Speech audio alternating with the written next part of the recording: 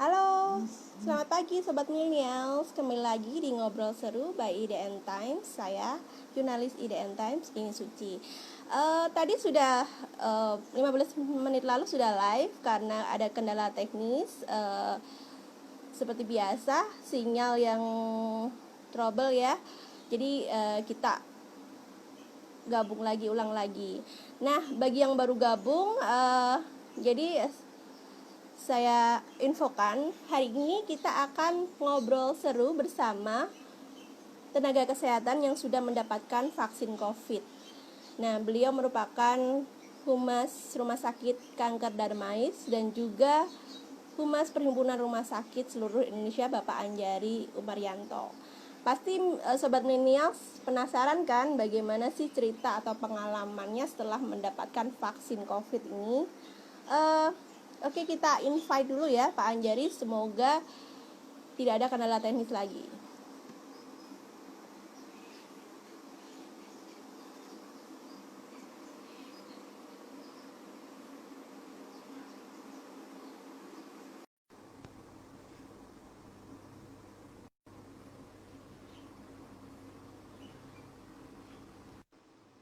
Manirrohim.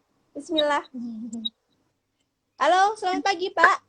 Selamat pagi. Ya Allah. Bagaimana ya Pak? Ini suaranya sudah bagus Pak? Sudah terdengar? Iya, saya terdengar jelas sih. Oke. Pak, kita lanjut lagi ngobrol. Mohon maaf ya Pak ya. Jadi teman-teman ini yang baru bergabung mungkin belum tahu nih. Jadi beliau ini merupakan tenaga kesehatan dan juga humas di Rumah Sakit Kanker Darmais dan juga humas di Perhimpunan Rumah Sakit seluruh Indonesia, Pak Anjari Umaryanto. Nah, iya, Pak, terima kasih. Jadi Sobat Millennials tahu bahwa vaksinasi COVID sudah dimulai sejak 13 Januari lalu. 13, ya. Oleh Bapak Presiden Jokowi ya Pak, dan kemudian dilanjutkan kepada tenaga kesehatan yang menjadi prioritas utama. Karena merekalah yang menjadi garda terdepan melawan pandemi COVID yang angka penularannya semakin menggila nih Pak. Iya betul. Nah, gak sabar lagi nih Pak nunggu cerita Bapak. Pada penasaran, Pak Anjari sendiri mendapatkan vaksin COVID kapan ya Pak? Iya, saya dapat itu tanggal 14 kami dari SDM Kesehatan di Rumah Sakit itu mendapat vaksinasi tanggal 14 mulainya. 14 Januari. Nah, kemudian saya mendapat tanggal 15 Januari. 15 Januari, hari Jumat penuh berkah. Ya, betul, hari Jumat, hari yang buat kesehatan kita dan buat teman-teman semuanya. Sebelum divaksin ada perasaan deg-degan atau khawatir atau bagaimana Pak? Karena memang vaksin jadi ini kalau saya begini urusan divaksin beberapa kali ya mendapat vaksinasi, tetapi saya mendapatkan pengalaman yang berbeda karena ini pada situasi di mana kita ngalamin pandemi yang seumur umur saya baru ngalamin sekarang. Jadi saya ngerasa gimana ya rasanya divaksin COVID kan gitu.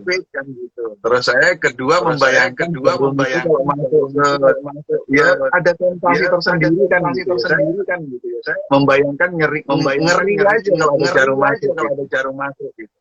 Tapi ternyata begitu mengalami ya jarum masuk itu rasanya cuma sedikit saja itu rasa ya kalau orang bilang katanya kayak digigit semut gitu ya. Kalau saya rasanya kayak disuntik jarum gitu. Jadi mungkin takutannya karena jarumnya ya Pak, bukan karena vaksinnya sendiri. Itu poinnya. Jadi jarum. Tapi saya sengaja melihat jarum itu masuk ke lengan saya. Jadi kalau saya takut itu bukan saya memalingkan, malah saya tatap gitu. Nah, setelah hampir berapa hari nih, Bapak ada merasakan efek nggak Pak setelah divaksinasi? Atau kan suruh nunggu 30 menit, ya Pak ya? Setelah divaksinasi ada efekkah yang dirasakan Pak Anjari? Atau mungkin efeknya sampai sekarang Pak? Iya. Kalau pertama, saya bicara yang saya rasakan. Namanya juga jarum saja masuk ke tubuh kita, jadi bekasnya pasti kalau dipencet sakit. Itu dampaknya ya. Kedua, saya merasa perjalanan terutama itu agak pegal. Itu ada 1 jam sesudahnya. Jadi mulai 1 jam itu saya pegal. Tapi kemudian sekitar 2-3 jam kemudian atau sekitar 3 jam lah, itu sudah mulai tidak berasa lagi. Itu efek yang saya rasakan setelah mendapat vaksinasi COVID. Jadi Yang saya pegel-pegel ya Pak ya? Ya, di pergelangan tangan. Oke, jadi efeknya masih efek ringan, tidak sampai efek berat ya Pak? Iya, jadi saya sendiri efek yang dirasakan soal pegal sama di sini agak mengeras sedikit ya, ada itu kalau agak mengeras. Dan itu tidak mengganggu aktivitas saya hari itu dan hari-hari berikutnya. Jadi kalau ditanya hari ini seperti apa, biasa happy gitu. Ketemu Mbak Dini dan teman-teman yang menyaksikan obrolan ini. Oke, alhamdulillah Pak. Nah Pak, kalau di lingkungan Bapak sendiri, tenaga kesehatan yang lain di Rumah Sakit Kanker Darmais sendiri, gimana nih Pak mereka sebelum divaksin? Mereka pernah ada rasa ragu-ragu juga nggak Pak atau takut? Seperti Pak Anjari yang takut waktu disuntik. Kebetulan kalau di Rumah Sakit Kanker Darmais, saya melihat dan kita antusias untuk melakukan vaksinasi ya. Artinya saya mengatakan begitu waktu hari Jumat itu kan kita sekitar hari Kamis itu sekitar 30. Karena kuotanya memang sekitar hari kedua, hari Jumat itu 40 terpenuhi. Begitu kuota dinaikkan sekitar 2 hari ini juga kita sampai 200 juga terpenuhi. Artinya antusiasme tenaga kesehatan dan tenaga pendukung yang mencapai kami kanker darmais itu tinggi. Tapi kalau sebelum divaksin, tenaga kesehatan kan juga harus daftar dulu ya Pak ya, melakukan pendaftaran sendiri. Pendaftarannya bagaimana, ribet nggak sih Pak? Oh ya, ini saya perlu sampaikan ya. Pertama, seluruh tenaga kesehatan itu kan dari pemerintah disampaikan mendapatkan 11. Ya awalnya. Saya termasuk yang dapat. Tapi kemudian ketika saya .id ternyata saya sudah terdaftar. Gitu. Jadi sebetulnya syarat memang kita didaftar, kemudian dapat undangan. Setelah undangan itu kita registrasi ulang. Ada beberapa kanal Peduli Lindungi.id itu yang pertama kita terima. Tapi kemudian belakangan kan ada kanal lain. Setelah di dalam registrasi kita akan memilih di rumah sakit mana atau fasilitas mana. Terus yang selanjutnya ditanya berapa vaksinasi. Nah setelah kita akan mendapatkan bahwa Anda akan vaksinasi di rumah sakit ini jam berapa. Ya kalau saya juga itu cara mendapatkan dan juga registrasi Pak sebelum imunisasi atau vaksinasi. Oke, berarti gampang ya Pak istilahnya. Ya, karena Bapak sendiri juga udah diundang sama Kemenkes ya, mendapat undangan. Iya. Oke, kalau dari Persis sendiri, tenaga kesehatan yang sudah divaksinasi sampai saat ini sudah ada berapa Pak? Kalau dari Kementerian Kesehatan sih baru 22% Pak Jadi targetnya nanti Februari 1,4 juta tenaga kesehatan sudah divaksin. Tapi kalau data dari Persis sendiri sampai saat ini yang sudah divaksinasi ada berapa nakes ya, atau sekitar berapa, Pak? Iya. Soal pendataan, siapa yang mendapatkan vaksinasi, siapa yang sudah, siapa dasarnya itu sebetulnya kita pada satu data pemerintah. Kalau kami di Persi tidak melakukan pendataan itu. Jadi saya mau cerita, semua logistik itu dari pemerintah pusat dalam Kemenkes didistribusikan ke Dinas Kesehatan. Kami pun mendapatkan vaksin itu dari Dinas Kesehatan. Oleh sebab itu ketika selesai acara, kita lapor ke Dinas Kesehatan melalui sistem pelaporannya tentunya ya. Sehingga datanya juga lengkap. Tadi Mbak Jini mengatakan sekarang 22% dari target tahap pertama ini sekitar 132.000 ya. Ya itulah data yang ada. Karena kami dari Persi tidak melakukan pendataan. Kita pada satu data yang dimiliki pemerintah. Oke. Oh, ngomong-ngomong soal vaksin, memang vaksin ini sesuatu yang baru, iya Pak ya. Vaksin ini vaksinnya sih nggak sesuatu yang baru, tapi vaksin COVID dan COVID-nya ya. Iya, karena kita sejak kecil sudah mendapatkan vaksin ya Pak. Iya, makanya sehat Mbak Jini kan. Iya. Jadi masih banyak timbulkan pro dan kontra di masyarakat. Dan juga saya juga sempat wawancara tenaga kesehatan juga. Ada yang sempat ragu-ragu juga. Kalau sejauh ini dari Persis sendiri ada nggak menerima laporan bahwa ada tenaga kesehatan yang di anggota Persis sendiri yang menolak vaksinasi COVID? Ya. Pertama kalau Persi sampai saat ini tidak menerima keluhan atau soal penolakan. Tetapi kalau bahasa saya sih belum sepakat kalau teman-teman tenaga kesehatan itu menolak. Yang ada barangkali ada sebagian kecil yang belum memahami atau belum teryakinkan untuk mengikuti vaksinasi COVID. Ya penyebabnya macam-macam, belum mendapatkan informasi yang lengkap, yang benar soal vaksinasi COVID. Gitu. Kalau di pengalaman saya di rumah sakit nggak ada Oke. Tapi ada tidak Pak yang menolak mungkin dari segi kesehatan? Mungkin dia punya penyakit komorbid, lagi hamil. Nah, itu berarti kan tidak divaksinasi karena alasan tertentu. Bukan penolakan. Jadi kan memang ada cara untuk mendapatkan vaksin ini ya. Pertama misalnya dia kalau penyintas artinya dia tidak mendapat vaksinasi kalau dia penyintas COVID, dia hamil, punya penyakit komorbid atau penyakit bawaan. Itu kan dimungkinkan tidak mendapatkan vaksinasi COVID ini. Itu bukan penolakan namanya. Karena kondisi. Karena kondisi atau indikasi medisnya. Ada juga loh, penyakit komorbid kemarin tuh suhu badannya, tensinya itu lebih dari 140/90. Nah itu juga diulang lagi mungkin besok harinya sampai di bawah itu. Sampai kondisinya bisa memenuhi syarat untuk vaksinasi. Ya betul.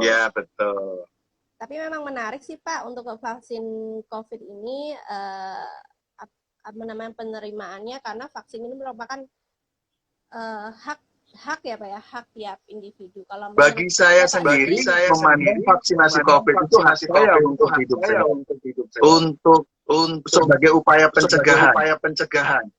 Supaya kita nggak sakit atau parahnya atau tidak terjadi penularan. Dan dengan saya vaksinasi, saya juga memenuhi hak orang di sekitar saya untuk sehat. Karena dengan vaksinasi dan setiap orang, maka saya juga melindungi keluarga saya, orang-orang di sekitar saya. Jadi melindungi keluarga terdekat dan yang dikasihani, apalagi Bapak sendiri hampir setiap hari ya Pak ya, bertemu dengan pasien COVID dan beresiko sekali untuk tertular. Nah, di situ poinnya, Mbak. Mungkin ada yang teman-teman yang masih bertanya, kenapa sih pada vaksinasi awal ini itu adalah sumber SDM kesehatan atau tenaga kesehatan. Karena ini menyangkut risiko dan dampak ya. Siapa yang paling berisiko tertular? Nah, saat ini untuk tenaga kesehatan yang berada di garda terdepan dalam pengobatan pasien-pasien yang terpapar COVID, sehingga yang punya risiko paling besar dalam pengobatan ini. Yang kedua dampaknya kalau tenaga kesehatan tidak terlindungi, maka kan kasihan gitu ya. Bahwa nanti untuk pasien bisa tidak tertangani karena banyak tenaga kesehatan yang sakit atau jatuh. Oke. Iya, karena rugi juga ya Pak kalau misalkan ada tenaga kesehatan yang sampai sakit bahkan juga gugur, itu berkurang juga SDM, apalagi di tengah pandemik COVID ini tenaga kesehatan benar-benar menjadi pahlawan bagi pasien sendiri. Nah, berbicara tentang kondisi tenaga kesehatan, hampir 10 bulan lebih pandemik COVID atau wabah melanda Indonesia. Nah, tenaga kesehatan sampai saat ini kondisinya bagaimana Pak? Dan rumah sakit sendiri, dan kita tahu bahwa rumah sakit sudah mulai penuh Pak. Kasus harian apalagi yang udah 4 hari berturut-turut di atas 10.000, pecah rekor juga sudah beberapa kali. Sobat Milenials ingin tahu bagaimana kondisi tenaga kesehatan saat ini Pak, dan juga rumah sakit saat ini bagaimana? Ya, pertama kita tahu bahwa situasi pandemi situasinya justru naik terus. Di sisi lain, tenaga kesehatan di rumah sakit itu juga sama seperti kita semua menghadapi situasi lelah ya, karena pandemi yang berkepanjangan. Ada beberapa tenaga kesehatan bahkan di rumah sakit kami juga terpapar positif COVID-19. Sehingga ini juga tentu mengganggu pelayanan menjadi SDM-nya berkurang. Di sisi lain kasusnya makin banyak. Udah banyak juga mengatakan bahwa kita di atas 80%. Di rumah sakit kami juga seperti itu. Ada himbauan pemerintah untuk menambah tempat tidur. Tetapi kan penambahan tempat tidur itu juga penambahan sumber daya manusia dan fasilitas. Artinya tidak sekedar tempat tidur gitu ya. Nah, kami berusaha itu di rumah sakit Kanker Darmais menambah dari 20% dari tempat tidur, sekarang dinaikkan menjadi sekitar 30% tempat tidur untuk menerima kalau terjadi lonjakan. Tapi kan juga tetap bornya di 80% juga. Jadi kami sih meminta kepada teman-teman IDN Times dan masyarakat, Anda itu garda terdepan dalam pencegahan. Kalau kami garda terdepan dalam pengobatan, kita sama-sama garda terdepan dengan porsinya masing-masing. Oleh sebab itu, yuk kita cegah. Kalau di hulunya itu di pencegahan terjadi, maka di pengobatan juga bisa turun.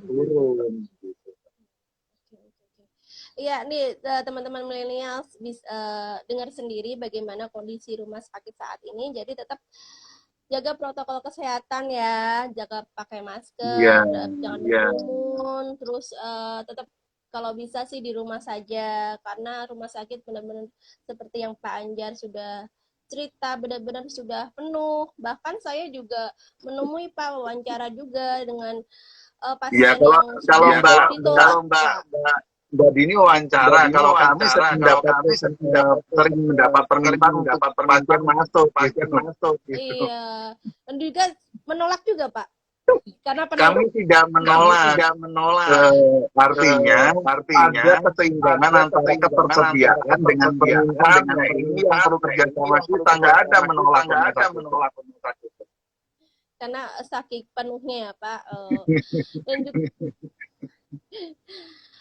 kembali lagi Kak ke vaksin. Jadi sempat beberapa lalu Pak Menkes pernah mewacanakan bahwa bagi yang sudah mendapatkan vaksin akan mendapatkan sertifikat.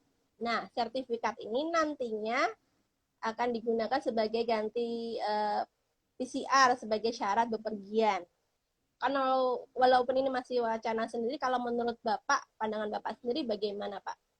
Iya, saya benar udah dapat vaksin COVID. Mbak mau minjemin, pinjemin. Tapi kalau udah dapat vaksin, kita nggak usah PCR untuk syarat bepergian. Oh enggak, saya begini. Pertama, saya sih mengimbau kalau memang tidak urgent dan penting betul, sudahlah di rumah dulu. Saya juga udah lama nggak pergi. Ya. Itu penting. Artinya kan yang kemarin itu kan ditambah 2M ya. Mengurangi kepergian atau kemudian mengurangi di tempat kerumunan. Itu poin pertama dulu tuh Mbak. Yang kedua, bahwa sebagai sebuah usaha, kita mesti perlu pertimbangkan dulu. Karena yang kita lihat, atau kita baca di beberapa berita dan literatur, ketika kita mendapatkan vaksinasi ini, COVID, itu kan kekebalan tubuh kita itu akan dapat sekitar seminggu kemudian. Iya.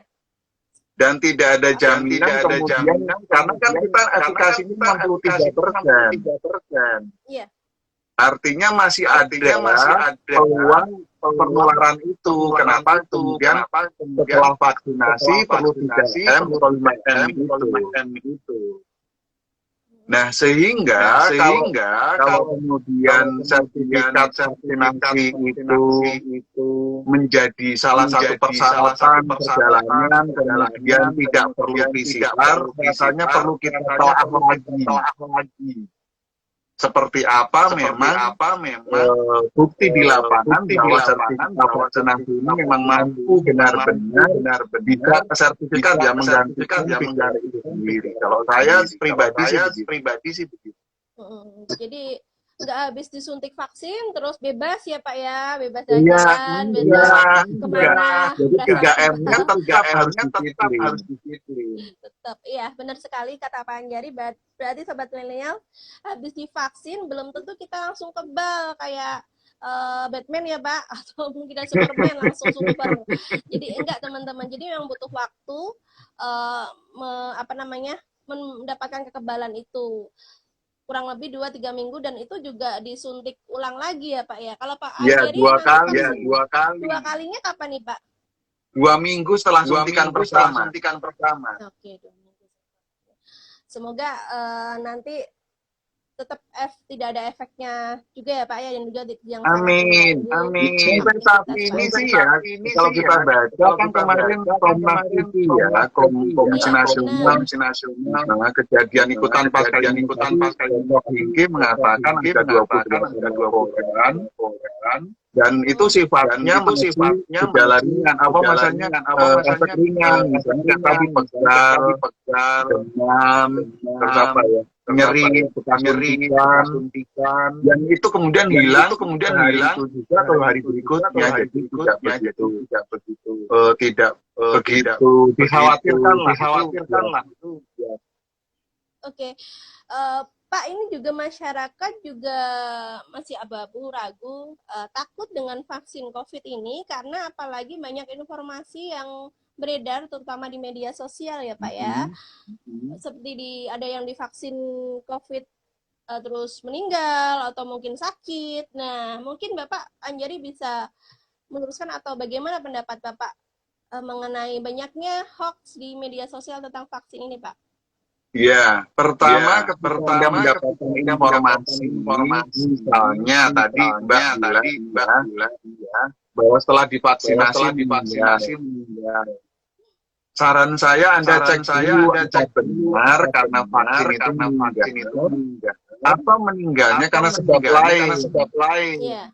Jangan langsung percaya. Cek verifikasi lagi.